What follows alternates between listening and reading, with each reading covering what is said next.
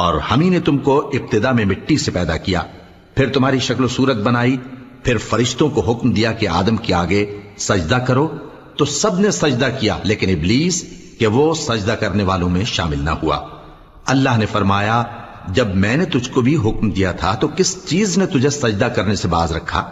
اس نے کہا کہ میں اس سے افضل ہوں، مجھے تو نے آگ سے پیدا کیا ہے اور اسے مٹی سے بنایا ہے۔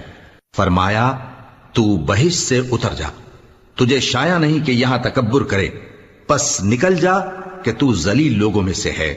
اس نے کہا کہ مجھے اس دن تک مہلت عطا فرما جس دن لوگ قبروں سے اٹھائے جائیں گے۔ فرمایا اچھا، تجھ کو مہلت دی جاتی ہے۔